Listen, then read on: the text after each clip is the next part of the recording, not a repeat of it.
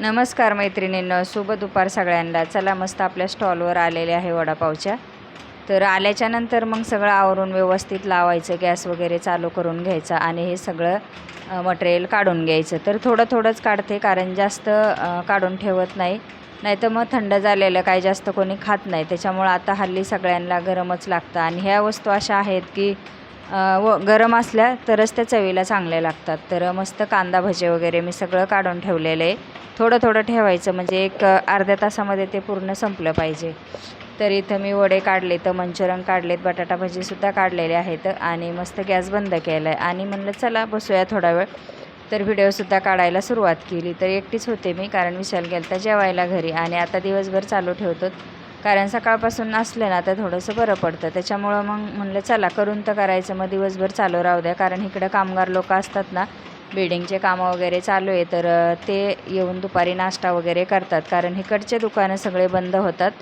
आजूबाजूचे वडापावचे किंवा नाश्त्याचे दुपारी बंद असतात 2 ते 4पर्यंत. मग म्हणलं चला आपण थोडंसं चालू ठेवूया, म्हणजे ज्यांना गरज आहे ते येऊन नाश्ता वगैरे करू शकतं. तर आता इथं संध्याकाळ झालेली आहे, तर संध्याकाळचा थोडा थोडा अंधार पडायला लागला आहे. तर मग सगळं मटेरियल संपलं होतं, परत काढायला सुरुवात केली. बेसन पीठ वगैरे सगळं ताजंच म्हणजे पाण्यामध्ये कालवून ठेवते मीठ वगैरे टाकून, आणि मस्त बटाटा भजी काढले होते आणि मंचुरियनसुद्धा तळून घेतले होते. तर आता संध्याकाळी आल्याच्या नंतर मग घरी जेवणं वगैरे करायचे, त्याच्यानंतर घरातली भांडे वगैरे घासायचे आणि तिकडचेसुद्धा भरपूर खरकाटे भांडे असतात, ते सुद्धा घासून घ्यायचे. आणि मग सकाळचं उठल्याच्यानंतर परत आता कोबी वगैरे कट करून घेतला, त्याच्या आधी स्वयंपाक करून घेतला आणि मग हे सगळं साहित्य करायला सुरुवात करायला लागते. तर सकाळी चालू असल्यामुळं मग हे काम सकाळी पण थोडंसं बनवून न्यायला लागतं ताजं आणि संध्याकाळीसुद्धा थोडं जे मटेरियल मी घरातून नेते ते ताजं बनवून नेते, जास्त काय बनवून ठेवत नाही. मग परत आता हा दुसऱ्या दिवशीचा व्हिडिओ. तर मस्त आता इथं वडापाव काढायचं चालू आहे. तर व्हिडिओ हा तुम्हाला जवळजवळ 4 ते 5 दिवसाचा थोडा म्हणजे मी शूट केलेला आहे, ते तुमच्यासोबत शेअर करते. तर आता इथं छानपैकी वड्याचं पीठ मळून घेतलं दुसऱ्या दिवशी आणि बाकीचं सगळं अजून काहीच तयारी नाही, पण सकाळी सकाळी पहिलं वडापाव मागतात, त्याच्यामुळं मग वडे आधी काढून घेते. आल्याच्यानंतर मग पेपर वगैरे सगळं त्याच्यामध्ये टाकून घ्यायचं आणि मस्त मिरच्या पण तळून घेतल्या. तर मिरचीमध्ये थोडंसं मीठ टाकून घ्यायचं आणि नंतर वडे तळायचे, कारण पहिल्या मिरच्या तळून घेतल्या की वडे झाल्याच्यानंतर मग गिरायकांना द्यायलासुद्धा बरं पडतं. नमस्कार मैत्रिणींनो, शुभ सकाळ सगळ्यांना. तर चला सकाळी सकाळी व्हिडिओला सुरुवात केलेली आहे आणि आता सकाळचे वाजले तर 9 वाजले. तर 9 वाजता थोडंसं माझं सगळं घरातलं आवरलेलं आहे आणि आता जायचं आहे वडापाव सेंटरवर. तर सगळं सामान वगैरे पॅक करून घेतलं आहे आणि सकाळी 9ला चालू करते. तर चालू करूसपर्यंत 9:30 होतात. गेल्याच्यानंतर तिथली साफसफाई, त्याच्यानंतर हे नेलेलं सामान लावायचं आणि 9पर्यंत तर घरातलीच कामं जातात. तर आता म्हणलं चला व्हिडिओला सुरुवात करू आणि 4-5 दिवस झाले व्हिडिओ काय आला नाही, पण आज म्हणलं व्हिडिओ टाकते. तर राहा व्हिडिओमध्ये. आणि आज आहे एकादशी, त्याच्यामुळं एकादशीच्या सगळ्यांना खूप खूप शुभेच्छा.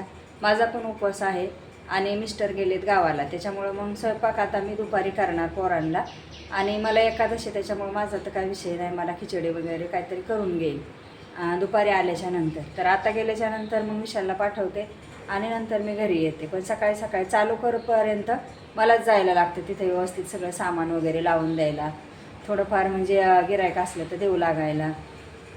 त्याच्यामुळं आता सकाळी सगळं आवरेलं आहे आणि चालले. तर स्वयंपाक आल्यावर करीन आणि मग आज रविवार असल्यामुळं वैष्णवीला पण सुट्टी आहे आणि म्हणलं चला मग तुमच्यासोबत पण थोडंसं बोलूया. सकाळी सकाळी देवपूजा वगैरे आवरून घेतली.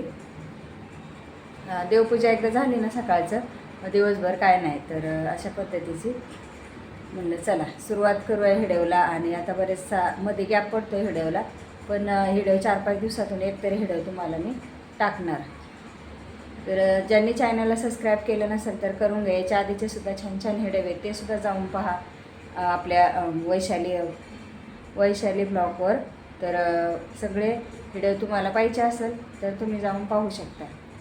चला आता निघाले मी, दाखवते सामान घेतलेलं पिशवी वगैरे. आणि आता ड्युटी चालू झाली सकाळी सकाळी. तर दुपारी येते घरी मी, 12 वाजेपर्यंतच थांबते, नंतर घरी येते. मग घरातले पण कामं आवरायला लागतात, लादी वगैरे. पण सकाळचं हे सगळं सामान आवरून घ्यायचं आणि नंतर तिथं जायचं. तिथे गेल्याच्यानंतर मग तिकडचं. चला मग राहा व्हिडिओमध्ये.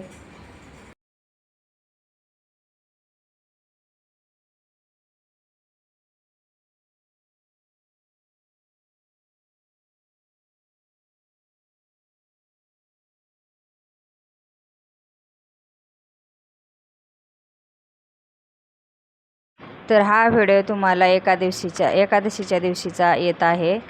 तर एकादशीच्या आदल्या दिवशी संध्याकाळी मिस्टर गावी गेले होते, कारण त्यांची मावशी वारली होती, चुलत मावशी. त्याच्यामुळं मग ते मोतीलाच गेले होते. आदल्या दिवशी समजलं तर मग संध्याकाळीच गेले आणि एकादशीच्या दिवशी मोवत होती. मग गेल्याच्यानंतर काय तिकडे त्यांनी मोवत वगैरे केली आणि मस्त मग त्यांच्या मित्राकडून कांदे घेऊन आले. तर मस्त गावरान कांदे आहेत, गावावरूनच आणले. तर आता इथं आईनेसुद्धा मोठं एक गाठोडं दिलेलं आहे. म्हणजे गोणी वगैरे काय दिलं नाही, डायरेक्ट गाठोडंच बांधून दिलेले. तर ह्याच्यामध्ये काय काय दिले ते सुद्धा तुमच्यासोबत आता मी शेअर करते. तर गावाला गेल्याच्यानंतर आमचं बरंचसं सामान असतं आणि कधी आमची गाडी रिकामी येतच नाही. तर मस्त असं म्हणजे ओळखीचे सुद्धा असले ना, ते सुद्धा काय काय देतात आम्हाला, म्हणजे असं असतं आमचं. तर एकदम गावरान मस्त आणि एकदम ताजं फ्रेश. तर इथं तर मिळतं, पण गावचं खाण्याची मजा काय वेगळीच असते. तर आता आईला माहीत आहे, तर ही वडापावची बिझनेस वगैरे करते. त्याच्यामुळं मग त्यांच्या मित्रांनीसुद्धा, त्यांना पण माहीत आहे, तर त्यांनीसुद्धा कांदे दिले दोघांनी. एक गोणी लसूण दिला, त्याच्यानंतर आईनेसुद्धा मस्त लसूण वगैरे दिलेला आहे. त्याच्यानंतर इकडं कढीपत्ता पण भरपूर दिला आहे. तर असं काय काय दिलं म्हणजे गावावरून त्यांच्या मित्रांनी पण दिलं आणि आईने त्यांनी पण दिलं. तर हे गावच्या वस्तू खाण्याला एकदम छान असं म्हणजे हे वाटतं. तर गावरान लसूण आहे आणि आपल्या वडापावच्या स्टॉलवर किंवा सेंटरवर मी हेच वापरते, कारण गावरान जेवढं असेल तेवढं चवीला चांगलं लागतं आणि जास्त वडापावची टेस्ट म्हणजे बाहेरच्या माणसांना, मराठी माणसांना आवडली. कारण भैया लोक कसं त्यांचं भजीपाव वगैरे असं खातात, पण मराठी माणसं वडे जास्त मागतात, तर त्यांना टेस्ट आवडली. त्याच्यामुळं मग त्यांचं आलं की असतं वडापाव म्हणजे द्या म्हणून. तर मी जे वापरते ना वस्तू, तर ते एकदम अशा चांगल्या आणि चांगल्या क्वालिटीच्या गावरान. आलं वगैरेसुद्धा एकदम फ्रेश आणते वाशीवरनं जाऊन. म्हणजे काय होतं, थोडं जरी साहित्य टाकलं ना तर चव चांगली राहते. तर ही भाजीसुद्धा गावावरूनच आणलेली आहे. मस्त शापू चुक्याची भाजी आहे, थोडीशी कोथिंबीरसुद्धा थोडीशी दिली. तर गावरान आणि एकदम गावठी, त्याच्यामुळं म्हणजे खायला पण टेस्ट चांगली लागते. तर ही भाजी मला आवडती, त्याच्यामुळं पाठवून दिलेली आहे. तर आता इथं कोथिंबीरसुद्धा गावावरूनच दिली. तर आता गावाला पण थोडाफार पाऊस पडला आहे, त्याच्यामुळं मग शेतामध्ये काय काय टाकलेलं आहे, तर ते थोडीशी कोथिंबीर वगैरे मिस्टरांनी आणली आणि कढीपत्तासुद्धा आईने त्यांनी दिलेला आहे. आईच्या घराच्या पाठीमागच कढीपत्त्याचं झाड आहे. मग तिला वाटलं की चला वडापावसाठी तर गावरान आणि मस्त ताजा फ्रेश कढीपत्ता देते बांधून म्हणून. तर तिने एकदम मोठं असं गाठोडंच दिलं होतं त्या कढीपत्त्याचं. असं वाटलं हो कढीपत्ता काय करावा, एवढा छान होता. आता मी हा कढीपत्ता अजिबात तोडणार वगैरे नाही, डायरेक्ट अशाच फांद्या आहेत ना प्लॅस्टिकमध्ये, पिशवीमध्ये जाडसर अशा कपड्याची पिशवी घेऊन त्याच्यामध्ये पॅक करून ठेवणार आहे. म्हणजे कमसे कम मला हा कढीपत्ता 1 महिना तरी गेला पाहिजे आणि एकदम बारीक पानाचा आहे. असं ह्याचं जरा चटणी वगैरे बनवून खाल्ली ना तर आपल्या केसासाठी तर एकच नंबर आहे. पण आता इथं वेळ कुठं आहे चटण्या वगैरे बनवायला. पहिले मी चटणी वगैरे बनवायचे आणि ते सुद्धा थोड्याफार म्हणजे विकायचे, असं करायचे घरी बसल्या बसल्या, लाडू चटण्या असं थोडासा बिझनेस करायचे आपल्या घरात.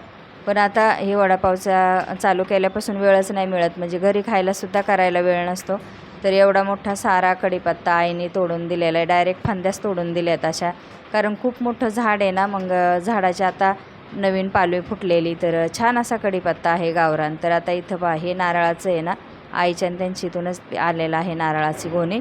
तर जवळजवळ 5 नारळ, पण नारळाची साईज तुम्ही पाहता असेल किती मोठी साईज आहे ही. तर हे नारळ इथं मी जे कळसवर ठेवायचे ना तेच नारळ नेलेले. तर त्या नारळाला झालं जवळजवळ 20-25 वर्ष होत आलं असेल, आईच्या तिथं नेलं होतं आणि त्याच नारळाला हे मोठे एवढे नारळ येतात. तर म्हणजे एकदम म्हणजे नारळ मी फक्त तांब्यावर धुवून ठेवायचे कळसमध्ये आणि तेच उगालं होतं. मग गावाला पाठवून दिलं आणि त्या नारळ आता आम्हाला खायला मिळतात. तर माणसाला म्हणजे सांगू शकत नाही कधी काय कुठून कसं होईल, म्हणून काहीच सांगता येत नाही. तर छान असा कढीपत्ता दिला आहे, बाकीचं सामान दिलं आहे. यांच्या मित्रांनीसुद्धा एकदम गावरान कांद्याची गोणी दिली. तर गावरान कांदे आहेत एकदम. त्यांच्या शेतामध्ये भरपूर ह्यावर्षी कांदे झाले होते. ते उन्हाळ्यामध्ये आम्ही गेलो तेव्हाच आम्हाला घेऊन जा बोलले. शेंगा वगैरे पण दिल्या होत्या उन्हाळ्यामध्ये. आम्ही एका व्हिडिओमध्ये टाकलेलं आहे त्यांच्या तिथलं शेंगा तोडताना.